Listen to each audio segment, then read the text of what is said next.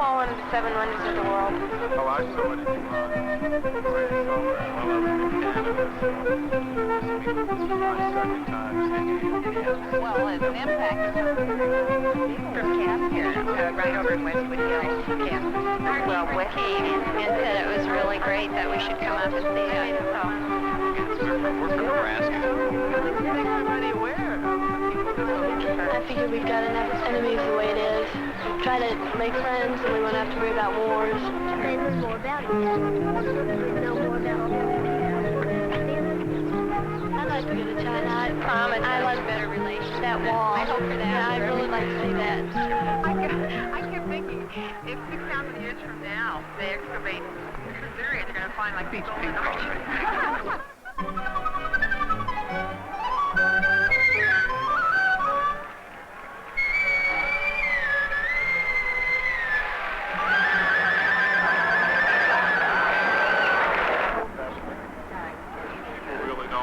Got to get it together, get the whole world together. This is one way of doing it. I'm really looking forward to seeing the jade suit.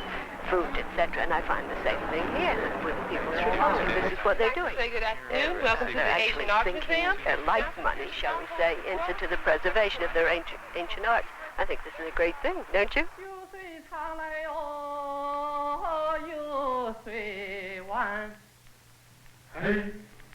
有水的船工哎，时候哈嘞。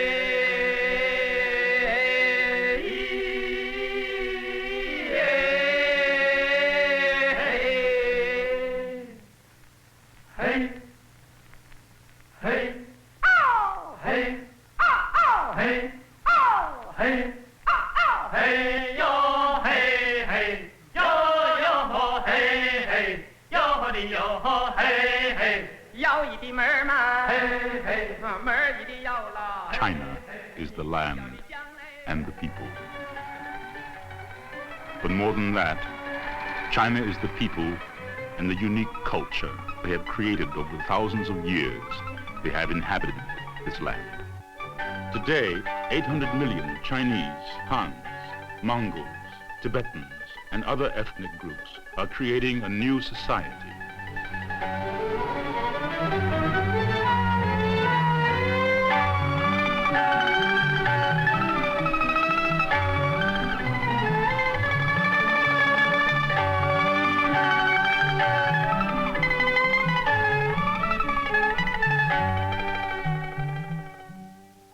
But China's story goes back much further than that. Since the founding of the People's Republic of China in 1949, Chinese archaeology has advanced in ways as revolutionary as the society itself. New and spectacular discoveries are being made through scientific excavations which have dramatically enriched China's cultural history.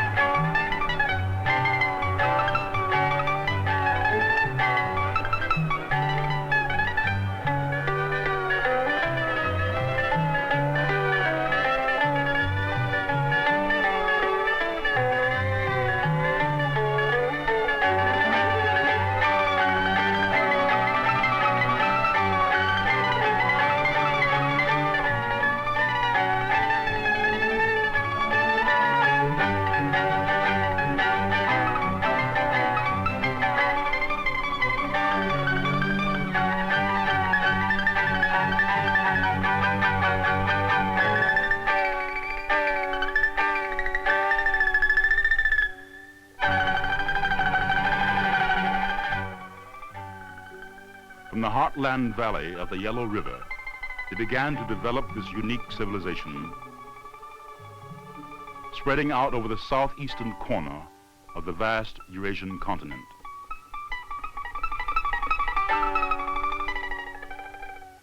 Today, 1/5 of the Earth's population live in an area about the size of the United States. The Chinese had the longest continuous history and prehistory of any people on Earth. 有水长来哦，有水弯。嘿，有水的船工哎，时候哈嘞。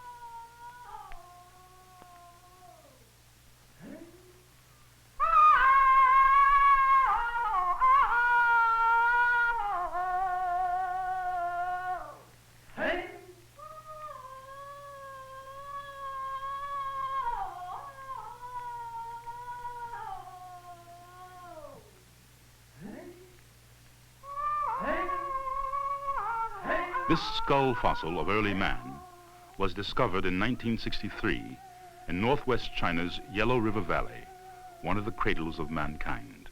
It was called Lan Tianman, from the name of the place where it was found. Lan Tianman was a true man. He lived 600,000 years ago in caves, in primitive groups that hunted together and gathered plant food. This stone scraper he fashioned indicates the crucial invention of making stone tools. He was a Stone Age man. This was his start on the path to civilization. In limestone caves of Zhoukou-Dian, near Peking, fossils of Peking men were found. Living nearly 100,000 years later, he too was a Stone Age hunter.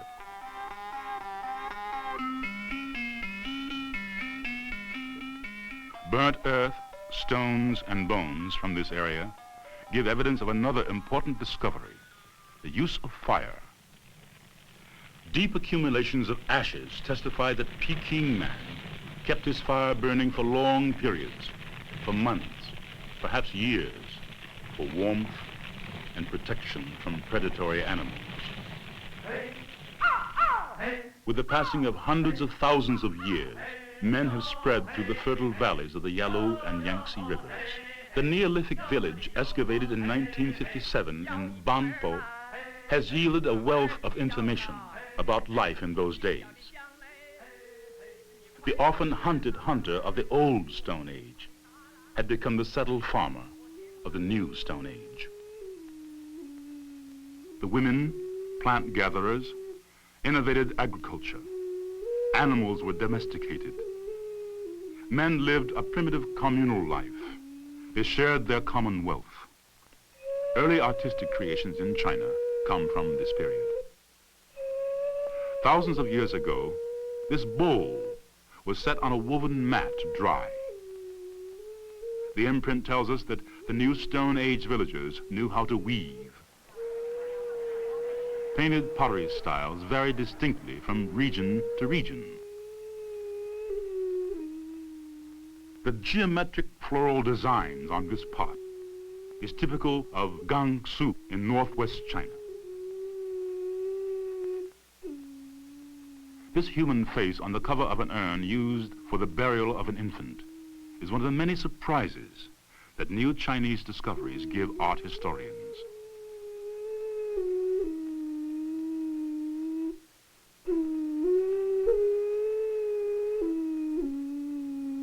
Flower petal designs are characteristic of the Neolithic peoples of East China.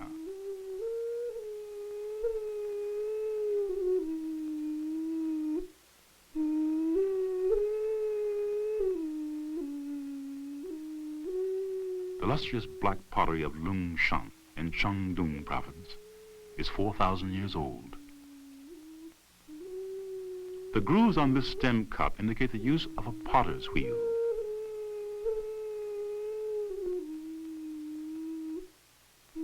The Chinese were among the first people to use this invention.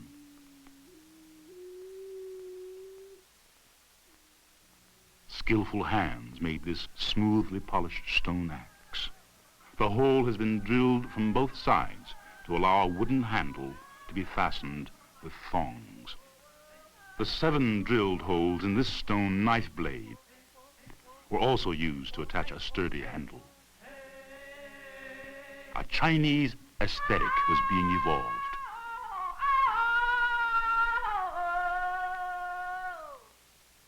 This white pottery beaker with a fanciful animal form typifies a growing civilization. The discovery of bronze sparked a new technological and social revolution. It increased farm productivity. It made better weapons. The increasing wealth of the community, however, led not to a greater well-being for all, but to social classes, rich and poor. Kings and warriors arose. War begat slavery in the 21st century BC, and the gentle Neolithic age was ended. China ended the Bronze Age.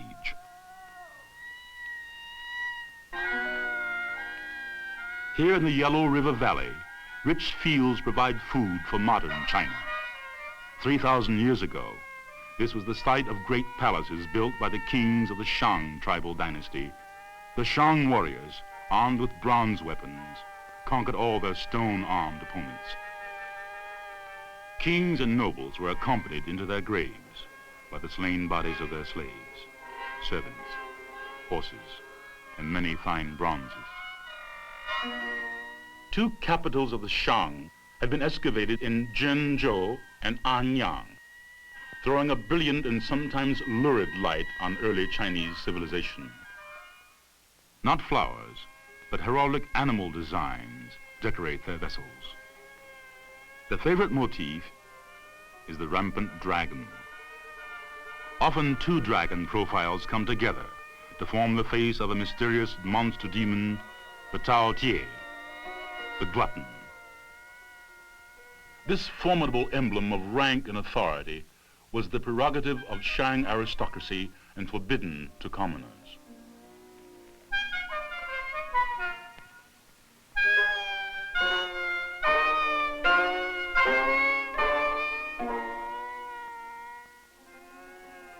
This angular sacrificial vessel, a mature example of Anyang bronze casting, speaks eloquently of that barbaric age. See its squat, brazen, ruthless shape, its corner flanges like knives, the triple row of cruel spikes. It speaks of power and terror. Inside is the inscription Fu Ji, dedicated to the royal ancestors. Knowing these facts, one is not surprised to learn of the grisly discovery in the Shang tomb of skulls of slaves killed and entombed to serve their dead master. This wine container, found in Zhenzhou, is the earliest proto-porcelain ever discovered. It is the forerunner of the later porcelain, for which the Chinese were to be admired throughout the world. Another ritual bronze unearthed in Zhenzhou also has the Tao Te mask as its main decoration. On its neck is cast a turtle emblem, believed to be a totem of the Shang clan, and the earliest inscription on bronze yet discovered. With growing mastery of their craft, the Shang craftsmen could give freer play to their imagination. Fantastic animal forms abound in their work. This dragon decanter must have served on many ritual altars. It has a removable lid and dragons depicted on its sides. The snarling jaws are the pouring spout. Sacrificial animals adorn the shoulders of this exquisite piece from East China. On its body are large animal mask designs with thunder and cloud patterns. Because of chemical interaction taking place through centuries of burial, a rich green patina enhances the elegance of these bronzes. The humble beginnings and clay models are now outgrown. Using a new piece mold technique, the Shang craftsmen are able to create complicated works which nevertheless maintain the unity of classical architecture. Technically unequaled in the ancient world, the Chinese artisans rivaled ancient Egypt and Mesopotamia.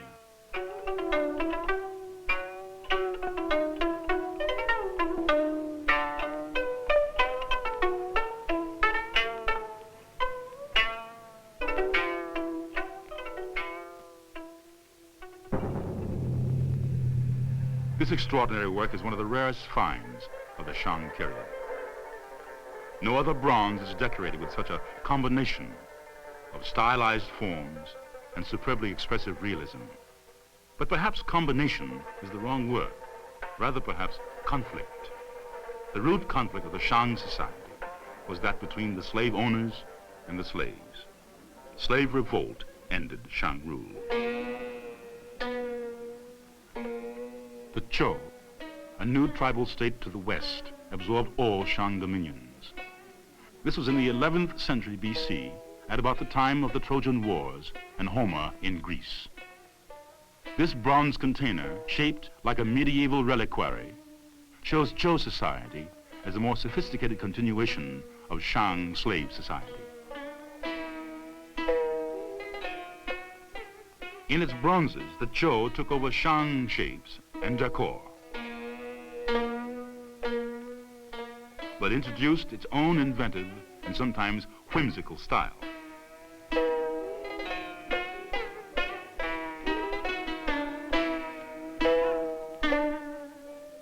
On the back of this vessel is an inverted animal mask, which opens as a lid. The grim barbarity of the Shang is softened and becomes fanciful and ornate.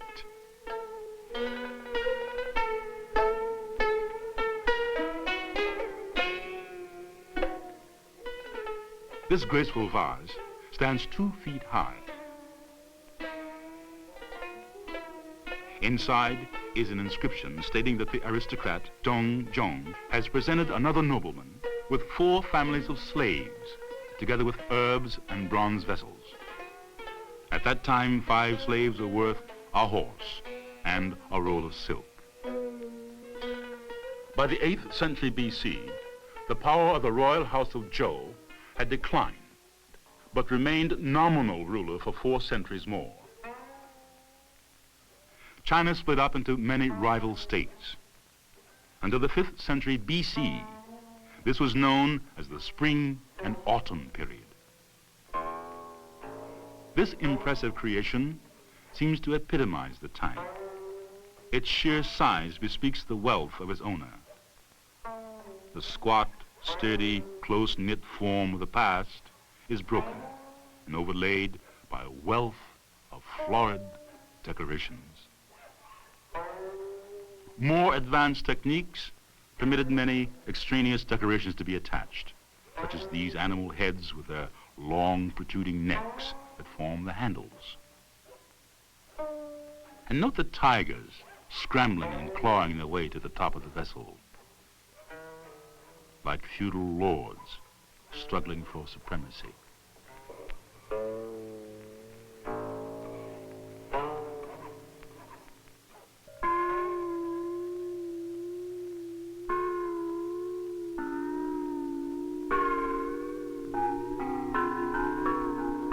The music of the spring and autumn times was highly regarded by Chinese scholars and played an important part in civil and religious rituals.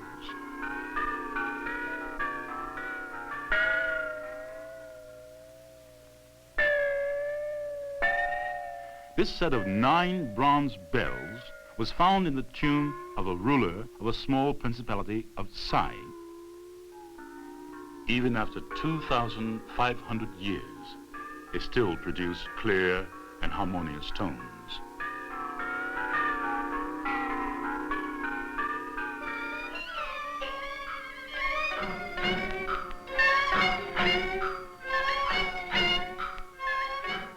The clash of arms was constant during the period of the warring states from the 5th to the 3rd century BC. The main contending states were reduced to 7, Some were still slave-owning, others, like the Qin, had ended slavery. And there was constant strife between these two ways of life, slavery and feudalism. It was a time of artistic innovation. This compelling and imposing sculpture once adorned a massive gate. It shows the perfection of bronze casting at that time. One can sense the awe it must have instilled in those waiting outside. It revives the Tao Tie mask of earlier bronzes, but introduces new elements of form and spirit. A phoenix is vigilantly perched on the monster's forehead. Serpents intertwine.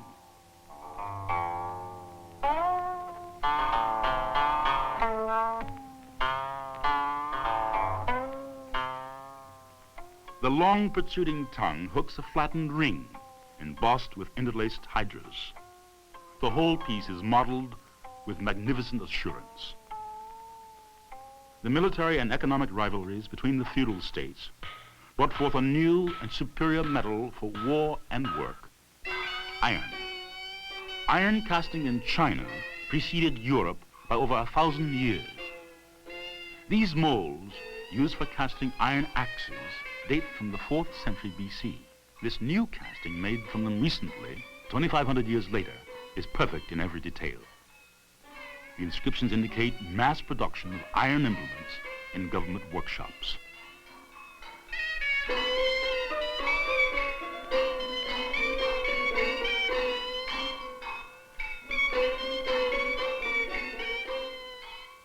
These molds for mass producing iron sickles helped bring about another revolution in agriculture.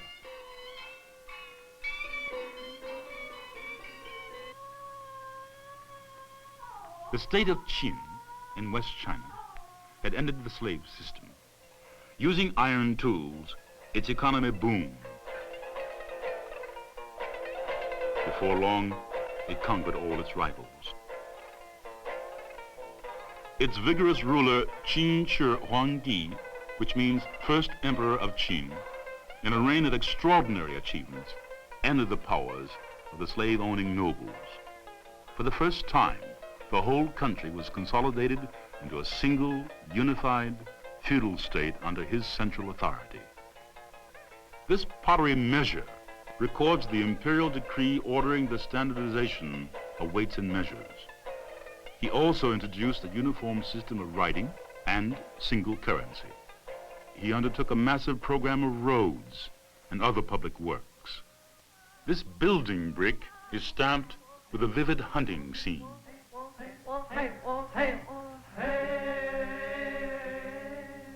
He repulsed the incursions of the barbaric Han tribes in the steppes and linked up several defensive walls to form the present Great Wall, stretching for 1,500 miles across northern China. It remains one of the wonders of the world.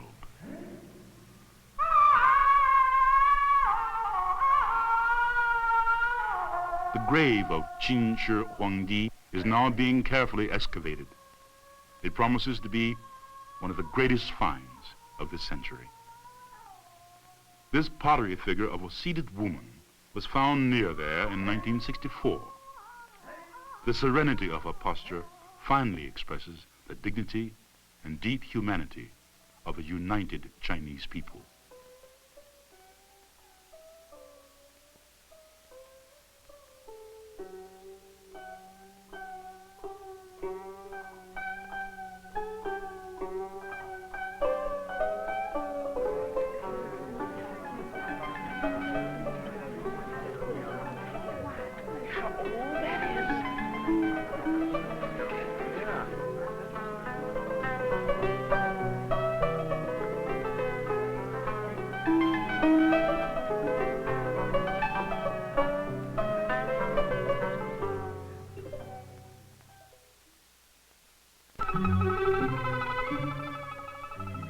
Although the Qin dynasty lasted only 15 years, it laid the foundation for a powerful, unified feudal state under the succeeding Han dynasty. The Chinese people of those days confront us in their art with great immediacy. The Han Empire lasted over 400 years, from the 3rd century BC to the 3rd century AD. It was a remarkable page in Chinese history.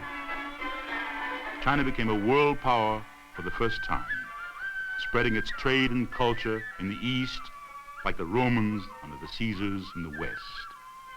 A new spirit infused Han art, expressing the energy and vitality of the Chinese people.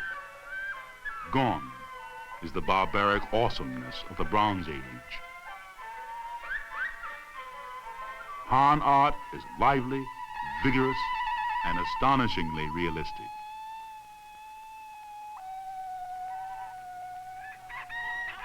While the nobles luxuriated in their palaces, wealthy landowners lived a comfortable rural life.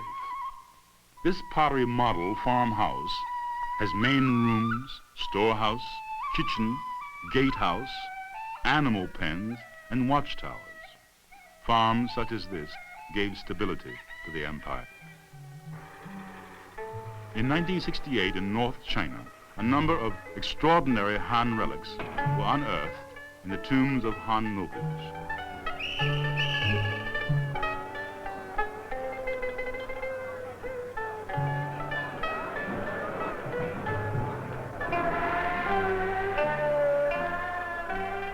Nearly 3,000 artifacts and works of art were entombed with Prince Liu Shun and his wife.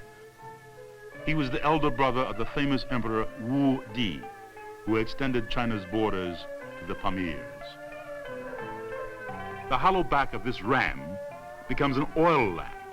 The ram was a favorite funerary object because it symbolized light in the netherworld. As Prince Liu Shun's tomb dates back 2,000 years, these silver and gold acupuncture needles are the oldest evidence of this ancient medical science whose achievements still astonish the modern medical world. This impish figure supports a censer used for burning incense. The top is in the shape of Bo Shan, the magic mountain of Chinese mythology, the home of immortal spirits and fantastic creatures.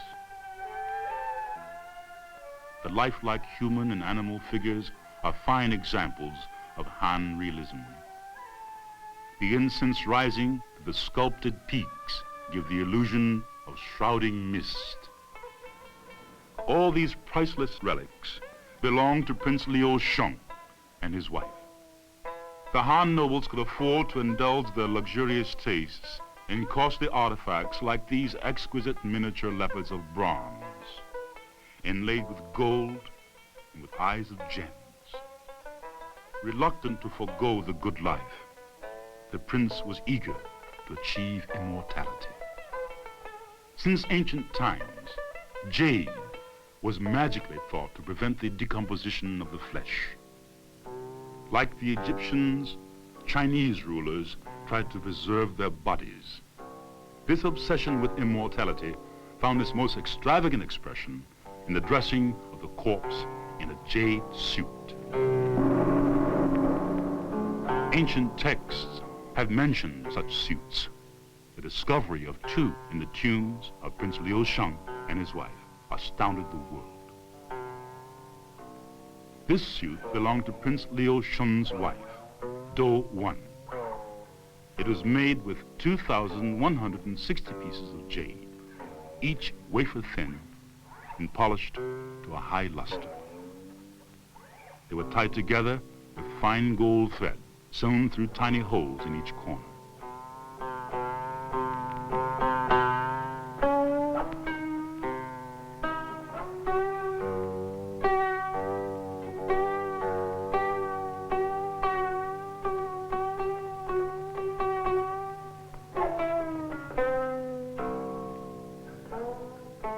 Despite these elaborate precautions against decay, when the tombs were opened, the bodies had long turned to dust. What remains immortal is the astonishing workmanship of those anonymous craftsmen.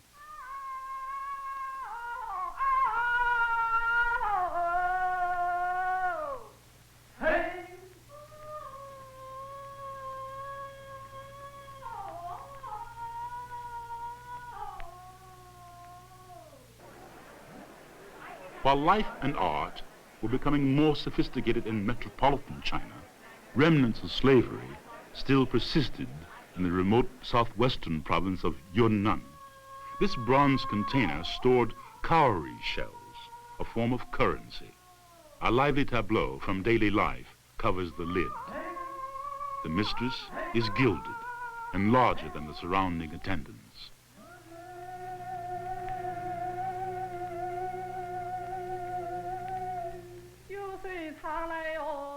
Female slaves weave, while others on their knees serve fish, bread, and duck.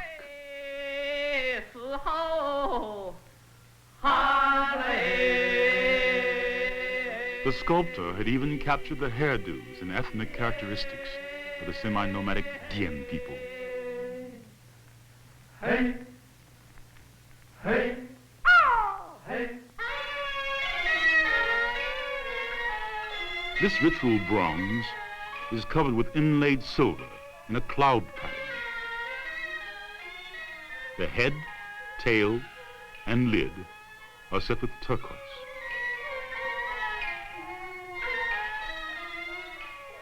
A truly stunning example of metal inlay is the intricate design on this tiny chariot canopy pole. Shaped to resemble bamboo, the four sections are tour de force of energy and imagination. There are elephant riders, bears, camels, antelopes, and mythical beasts in flight. A hunter draws a bow on a raging tiger. A gorgeous peacock screams.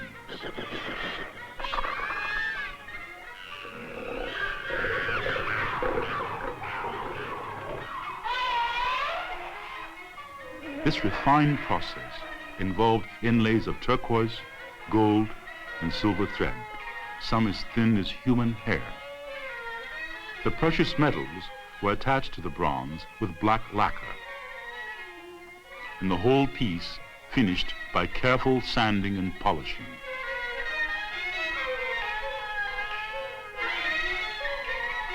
All this variety and richness of design is contained in a work less than 1 foot in length.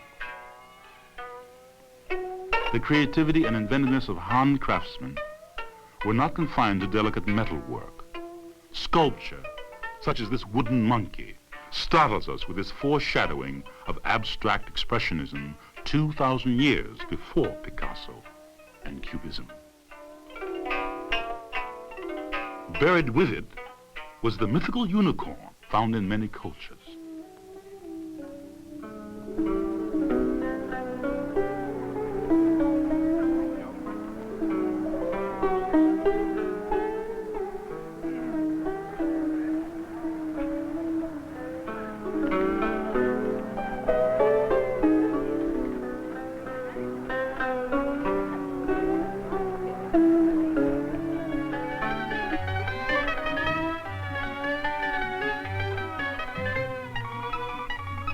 The Han people, in their murals and sculpture, left abundant evidence of their love and esteem of the horse. We have vivid representations of the tall, fast mounts obtained by Emperor Wu Di during his conquests in Central Asia. This pair of alert, naturalistic pottery horsemen were found among 4,000 others in a large Han tomb. Typical of the breed then in vogue, their protruding, muscular jaws.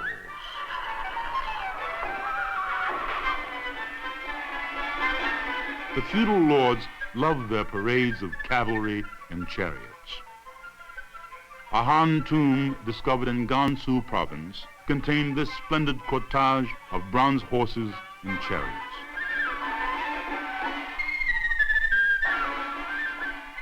The horse is the secret of the military successes of the Han generals.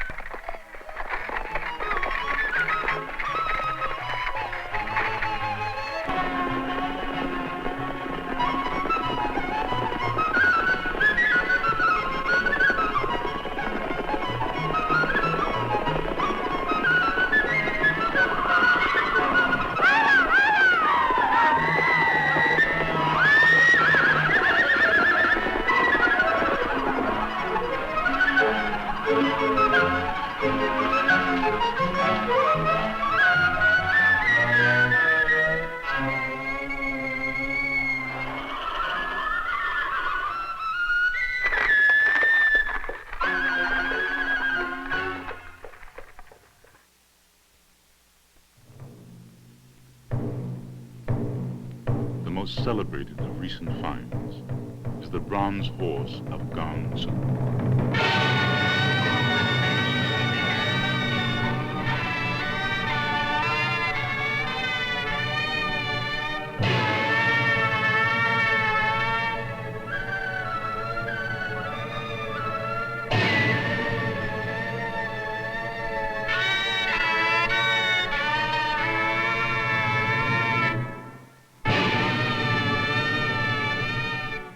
According to legend, this Central Asian breed ran so furiously that it sweated blood.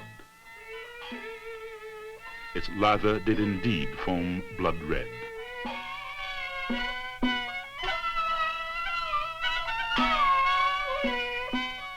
In full flight, its hoof lightly touches a startled flying swallow.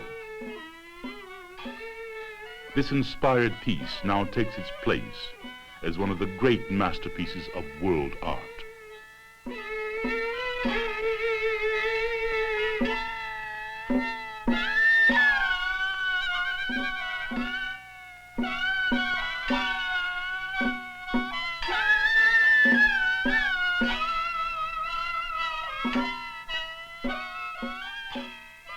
But in the course of time, the great Han dynasty too decayed.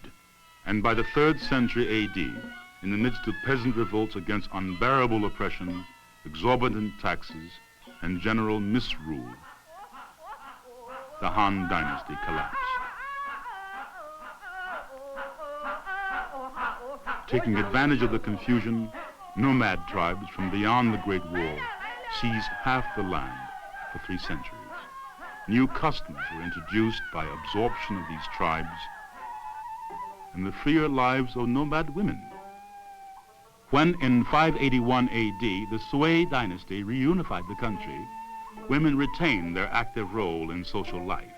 They took part in sports and the performing arts. This pottery model of a female orchestra was found in the tomb of a Sui general.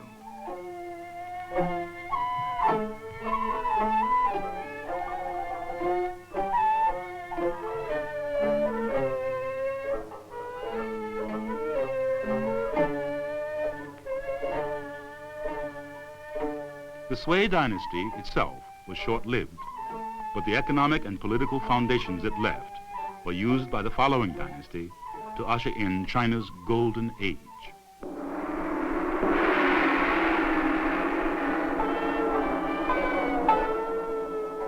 The Tang was an unprecedented era of economic and cultural development.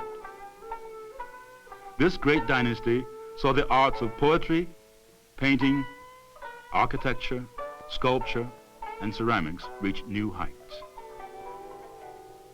It was a stimulating period of cultural enlightenment. Silks and porcelain were in worldwide demand. A multitude of trade with Central and West Asia flourished. The magnificent capital of Chang'an, present-day Xi'an, was one of the greatest cities in the world, rivaled only by Constantinople. The tomb of Princess Yung Tai, 7th daughter of the Tang Emperor, was excavated in 1962. It was built on a grand scale. A sloping shaft led to 2 subterranean chambers, linked by an inner passageway. The chambers were lavishly decorated with some of the finest Tang mural paintings ever discovered.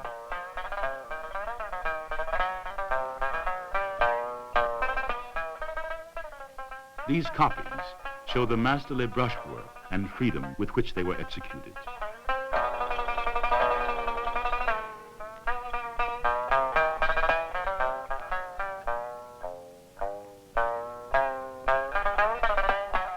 This army of pottery horsemen are seen just as they were found, after guarding the princess for 1,200 years. One of the special achievements of Tang art was the introduction and perfection of the use of multicolored glazes. By mixing different mineral oxides in the so-called 3-color ware, the Tang potters produced colored glazes never seen before.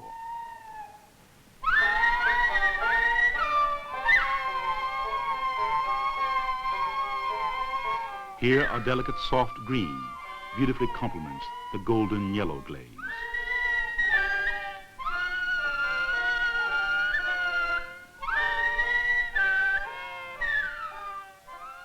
The hands of the Central Asian groom once held curry combs and brushes for the horse. He's wearing a special outfit with blue-green shoulder pads. The use of three-colored wear as burial objects was a Tang imperial privilege.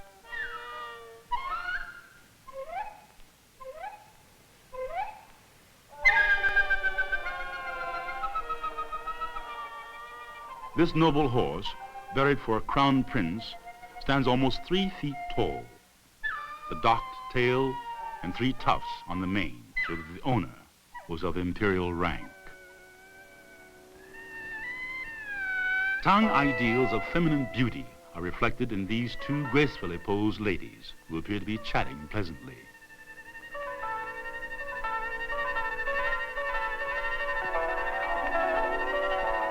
Plump women were much admired in those days.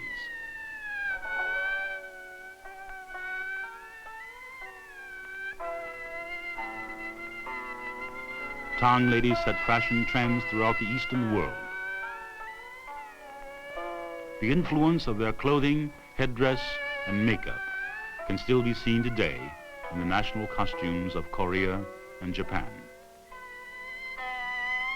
Thanks to wide-ranging trade, these ladies could draw on the riches of a large part of the world.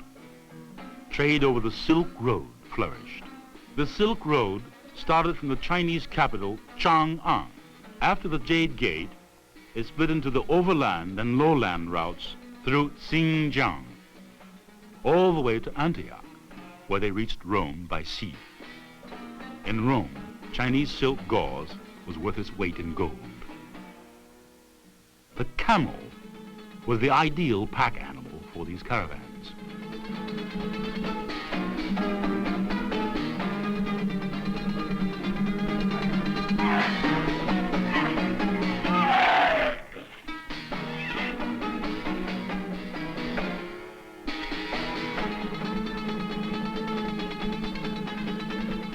The saddle baskets of this polychrome camel hold foodstuffs as well as rolls of silk.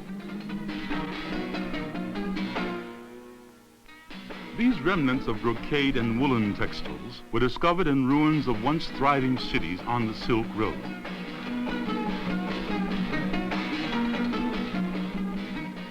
Fabrics combining Chinese designs, such as the Mandarin damask, with popular West Asian patterns, such as the pearl-bordered medallions, show the lively interchange between East and West.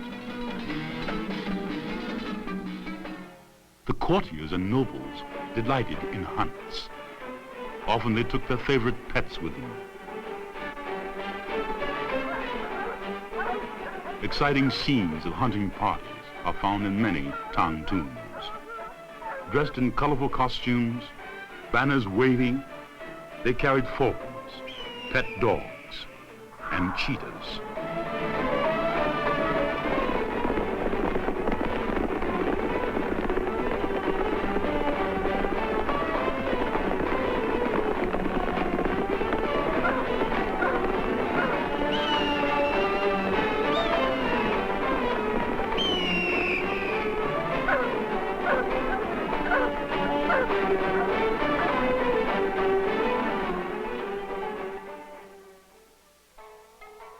Cavalry, much of it recruited from the barbarian nomads of the north and west, were the mainstay of the Tang armies. But this dependence on the arms and military skill of barbarian allies proved fatal to the Tang dynasty. In the mid-8th century, An Lu Shan, a barbarian nomad and favorite of the Emperor Ming Huang, rebelled. Although his insurrection was suppressed, Tang power was permanently diminished. This golden bowl is from an extraordinary treasure trove hastily buried by a Tang prince in those frightening days when the capital of what was then the greatest empire in the world was about to be occupied by rebel forces. An octagonal gold cup with musicians in relief again shows the mutual influence of Chinese and Central Asian cultures.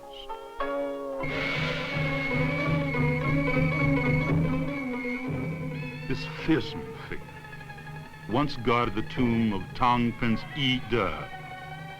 He is a heavenly warrior, triumphant over a dwarf or lesser being.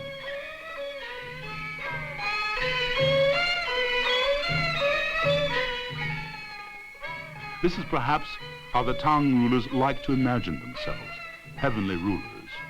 But reality took a different turn. The fall of the Tang in the 10th century was followed by the rise of local powers and disunity until the Sung. Many enduring contributions, such as movable printing, the compass, gunpowder, and porcelain, were made during the remarkable Sung era. Between the 10th and 13th centuries, China was a multinational country during which the Sung, Liao, and Jing dynasties existed side by side. Drama was especially popular in the Jing and then the Yuan periods. Operatic and theatrical groups performed in theaters or on open stages, much like the Shakespearean theaters. This miniature stage and its actors were found at a Yuan tomb in Shanxi, North China.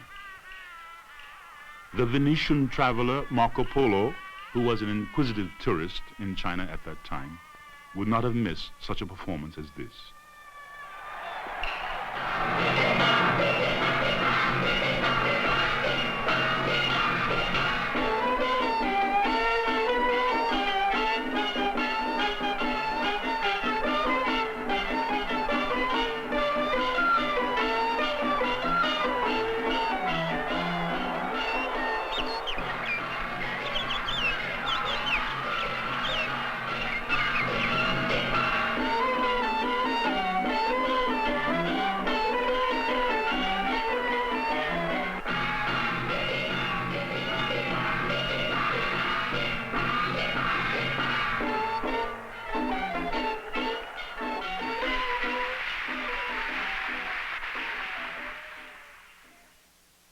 The Yuan, founded by Mongols, inherited the splendid traditions of Sung porcelain, but brought to it a wealth of realistic detail.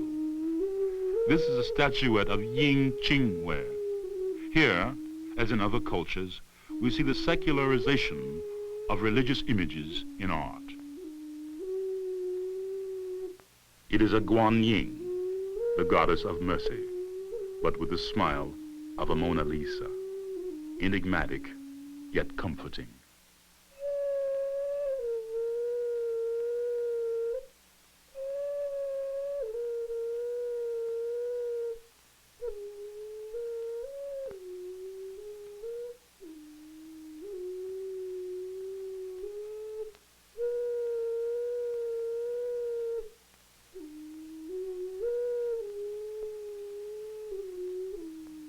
The Yuan was followed by the Ming and Qing, periods of peace and affluence and interregnums of civil war and strife, down to the modern era. These have been but a few of the treasures that have been so wonderfully restored to us. They played their role in the past. Today, they play a new and fruitful role, cementing understanding between the peoples of the world and the descendants of those who created them.